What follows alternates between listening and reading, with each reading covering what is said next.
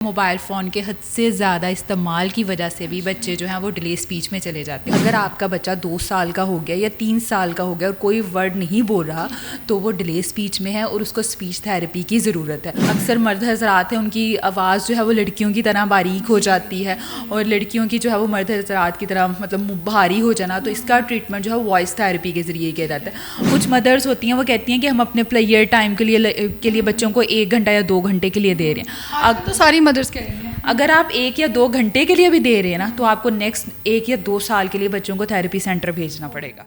अस्सलाम वालेकुम 89 न्यूज़ के साथ मैं हूँ सादिया बुखारी। नाज़रीन, आजकल बच्चों के देर से बोलने की वजह क्या है और ऑटिज़म क्या है, और बच्चे जो हैं वो सुनने और समझने की सलाहियत को क्यों खो देते हैं और पेरेंट्स इस पर तवज्जो क्यों नहीं देते हैं, तमाम चीज़ों पे बात करने के लिए हमारे साथ डॉक्टर फ़तिहा मौजूद है, जो थेरेपिस्ट भी हैं और स्पीच एंड लैंग्वेज पे बात भी करती हैं। हम इनसे पूछेंगे कि क्या वजह है कि बच्चे देर से बोलते क्यों हैं। सबसे पहले तो ma'am, thank you so much, आपने हमें टाइम दिया। कैसी हैं?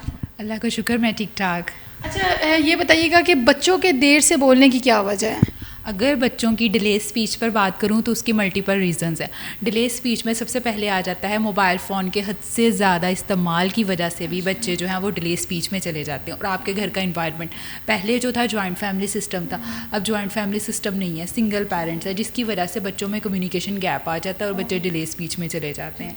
अगर मदर और फादर दोनों वर्किंग है तब भी बच्चों में कम्युनिकेशन गैप आ जाता है और बच्चे जो है वो डिले स्पीच में जाते हैं। अच्छा, ये अकेलेपन की वजह से होता है ज़्यादा?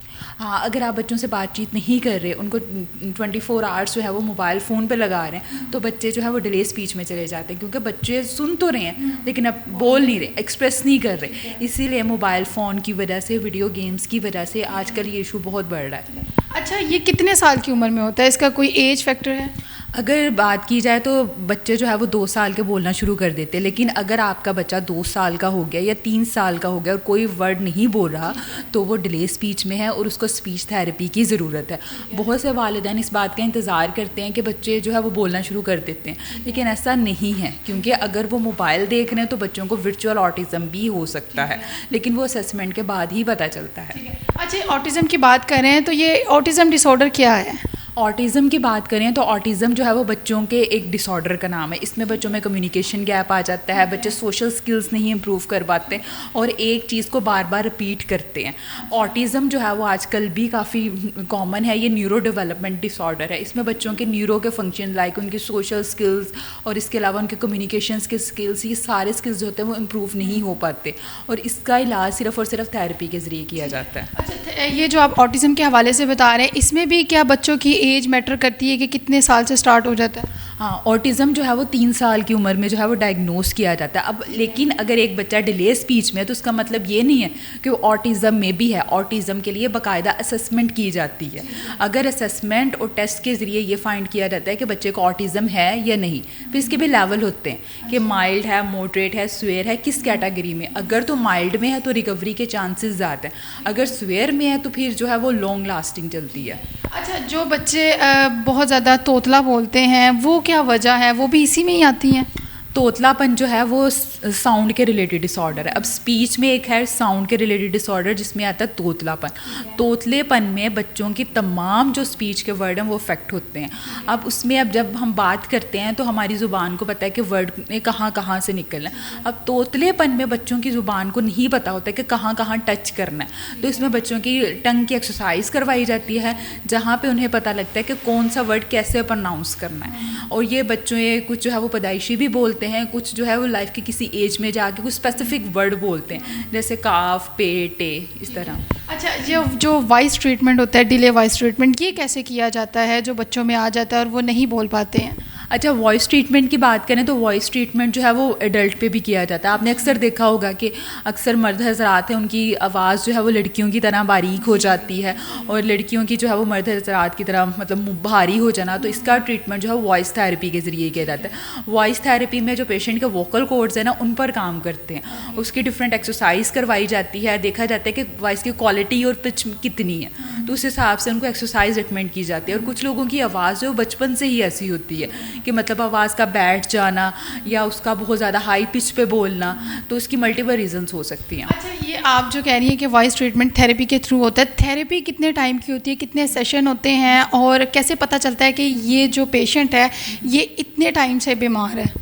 अगर बात करें ऑटिज़म की ही बात करें, अब फॉर एग्जांपल एक बच्चे को ऑटिज़म माइल्ड लेवल का, दूसरे को भी माइल्ड लेवल का है, तो ज़रूरी नहीं है कि दोनों पर सेम असेसमेंट हो, क्योंकि इस चीज़ की कोई मेडिसिन नहीं है, सिर्फ थेरेपी ही करवाई जा सकती है। और थेरेपिस्ट का रोल सिर्फ और सिर्फ 20% है, बाकी 60% जो है वो उसके एनवायरमेंटल फैक्टर है।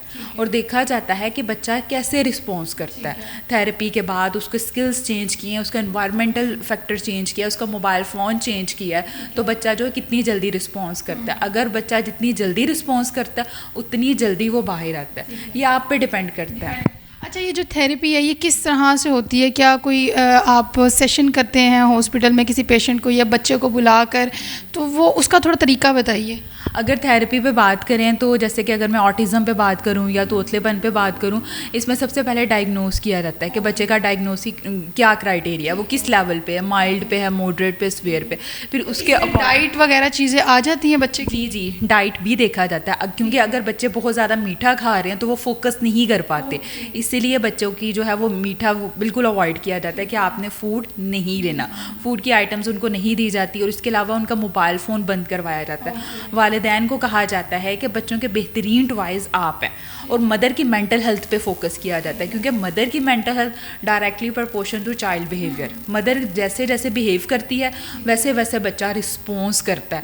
अगर मदर के खुद एंगर इश्यूज़ हैं, खुद उसके टेंडर मतलब इश्यूज़ हैं, तो बच्चा भी वैसे ही रिस्पॉन्स करेगा। ये फादर की रिस्पॉन्सिबिलिटी है कि वो मदर की मेंटल हेल्थ का ख्याल रखें। अच्छा, जैसे कि आजकल सोशल मीडिया का दौर है, बच्चे फ़ोन में आपने बताया कि लगे रहते हैं और ये इश्यूज़ उनको फेस करने पड़ते हैं, और पेरेंट्स भी जॉब कर रहे हैं। अगर पेरेंट्स की आजकल के जो हालात हैं कि पेरेंट्स बहुत साइड आप देखें तो जॉब चल रही हैं, वो कैसे कितने घंटे दें? अगर वो कहते हैं कि हम चाहते हैं हमारे जो बच्चे हैं उनको ये इश्यूज़ ना हों, तो कम से कम वो कितने घंटे अपने बच्चों को दें कि उनको कम्युनिकेशन और ये डिसऑर्डर का इशू ना फेस करना? सबसे पहले तो मैं यही रिकमेंड करूँगी कि अगर बच्चे की उम्र 5 साल से कम है तो उसको मोबाइल फ़ोन बिल्कुल ना दें। कुछ मदर्स होती हैं वो कहती हैं कि हम अपने प्लेयर टाइम के लिए बच्चों को 1 घंटा या 2 घंटे के लिए दे रहे हैं। अब तो सारी मदर्स कह रही हैं। अगर आप 1 या 2 घंटे के लिए भी दे रहे हैं ना, तो आपको नेक्स्ट 1 या 2 साल के लिए बच्चों को थेरेपी सेंटर भेजना पड़ेगा। इसीलिए बच्चों को मोबाइल फ़ोन बिल्कुल ना दें, क्योंकि मोबाइल फ़ोन एक अनरियलिस्टिक डिवाइस है। बच्चे आपने देखा है कोकोमोनो डिफरेंट डिवाइस देखते हैं, चीज़ें देखते हैं, वो रियलिटी में एग्जिस्ट नहीं करती। और 2010 से पैदा होने वाले जितने भी बच्चे हैं वो अल्फ़ा जनरेशन है, और अल्फ़ा जनरेशन के बच्चों में मूड स्विंग्स भी होंगे, उनका टेम्परामेंट भी होगा लो, उनको नहीं होगा, वो डिमांड भी करेंगे। इनको टैकल करने के लिए आपको वैराइटीज़ पेश करनी है। अगर आप मोबाइल फ़ोन देंगे तो बच्चों में कभी स्पीच के इश्यूज़ होंगे। थोड़ा सा क्रिएटिव माइंड होना पड़ेगा। जी, मदर को चाहिए कि वो बच्चों के साथ एंगेज हों, उनके साथ रहें। अगर आप जॉब भी करती हैं तो बाकी टाइम क्वालिटी टाइम अपने बच्चों को दें। तो फिर भी एक फ़िक्स टाइम होता है ना कि अगर आप 2 घंटे दें तो फिर भी बच्चों को ये चीज़ें नहीं होंगी। हाँ, आप बच्चों के साथ एंगेज हों, बच्चों को आपके टाइम की ज़रूरत है। बच्चों अगर आप 2 घंटे भी दें अपने बच्चों को तो भी बच्चे इन चीज़ों से ज़रा बच सकते हैं। मदर अक्सर पूछती हैं कि मैं तो फ्री नहीं होती। बच्चों को आपका फ्री टाइम नहीं, आपका बिजी टाइम चाहिए। वो आपके साथ बिजी रहना चाहते हैं। अगर आप किचन में हो तो उनको साथ लेके जाएं। अगर आप ग्रोसरी करने जा रही हैं तो उनको साथ रखें। वो आपका कभी भी फ्री टाइम नहीं मांग रहे, उनको अपने साथ बिजी रखें। बच्चों को पैदा तो कर लिया, अब तरबियत करना सबसे मुश्किल है। अच्छा, जो पेरेंट्स कहते हैं कि इसका बहुत हैवी ट्रीटमेंट है, बहुत ज़्यादा खर्चा हो जाता है और वो अपने बच्चों को डॉक्टर के पास नहीं लेके जाते हैं, क्या कहना चाहेंगी आप उनको? मैं यही कहना चाहूँगी कि अगर बच्चा 2 या 3 साल का हो गया, वो उसके बिहेवियर इश्यूज़ भी हैं और वो बोल भी नहीं रहा, तो उसको एक थेरेपिस्ट की ज़रूरत है। अगर आप जितना डिले करेंगी उतना ज़्यादा उसका ट्रीटमेंट जो है वो स्लो हो जाएगा। इसीलिए अर्ली एज में ही डायग्नोस करना चाहिए। अगर मैं बताऊँ ऑटिज़म स्पेक्ट्रम डिसऑर्डर की, तो बिल गेट्स है, उसको भी ऑटिज़म स्पेक्ट्रम डिसऑर्डर था।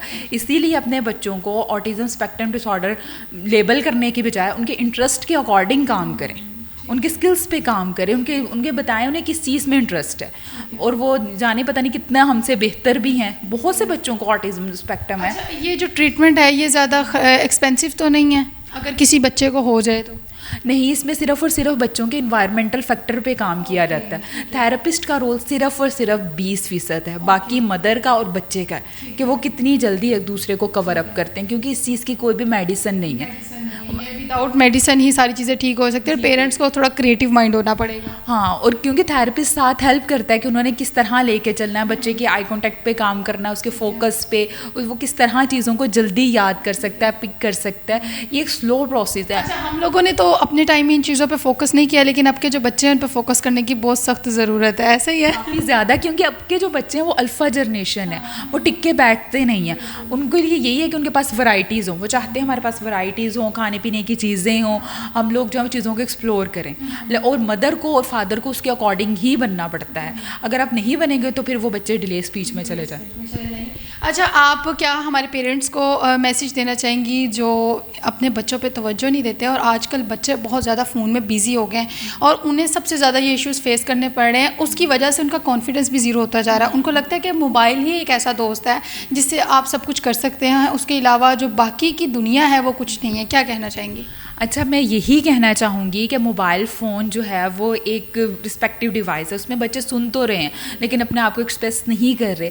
अगर बच्चे की एज 5 साल से कम है तो उसको मोबाइल फ़ोन कभी मत दे।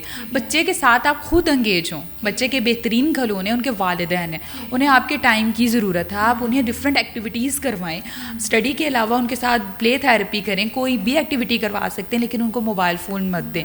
मोबाइल फ़ोन की वजह से बच्चों में मेंटल हेल्थ बहुत सी इश्यूज़ होते हैं, उनका टेम्परामेंट स्लो हो जाता है, वो वीडियो गेम्स खेलते हैं, उनमें एग्रेशन आ जाता है। आपने अक्सर देखा होगा, लास्ट ईयर वाकया भी था कि पबजी देखते देखते एक बच्चे ने जो है वो अपनी मदर को कत्ल, कंडीशन जो थी वो चेंज हो, हाइपर एग्रेसिव से हो जाते हैं। इसीलिए बच्चों के साथ आप खुद एंगेज हों। बच्चों को मोबाइल फ़ोन और इन चीज़ों में एंगेज बिल्कुल ना करें, उन्हें आपके साथ आपके वक्त की ज़रूरत है। Thank you so much doctor Fatiha, आपने इतनी ज़बरदस्त इन्फॉर्मेशन दी और हमारे पेरेंट्स को जो है वो बड़ा ज़बरदस्त मैसेज दिया है। हम लोग समझते हैं कि शायद ये जो टाइम आ रहा है इसमें मोबाइल फ़ोन हमारी सबसे अहम ज़रूरत तो है, लेकिन हमारे लिए सबसे अहम चीज़ ही मोबाइल फ़ोन है। बाकी रिश्तों को हमने साइड पर कर दिया और जब बच्चे बड़े हो जाते हैं तो हम अपने ही बच्चों से ये शिकवा करते हैं कि आप हमें क्वालिटी टाइम नहीं देते हैं, आप हमारे साथ रहते नहीं हैं, और वो फिर आपके साथ क्रॉस टॉक करते हैं और आपको यही बात करते हैं कि आपने हमें टाइम नहीं दिया। तो बेहतर ये है कि टाइम गुजर जाए तब आप इन चीज़ों को नोट करें। अभी से अपने बच्चों को टाइम दीजिए, उनकी कम्युनिकेशन स्किल्स पर वर्क कीजिए। उसके अलावा जो जैसे कि डॉक्टर फ़तिहा ने कहा कि ऑटिज़म जो है ये एक बहुत बुरी चीज़ है, एक बहुत बड़ा मसला है जो हमारी कम्युनिटी में डे बाय डे बढ़ता चला जा रहा है। इसको कंट्रोल आप लोगों ने ही करना है और उसे कैसे कंट्रोल करना है वो डॉक्टर फ़तिहा ने आपको बता दिया है। इसी के साथ सादिया बुखारी को इजाज़त दीजिए। अल्लाह हाफिज़।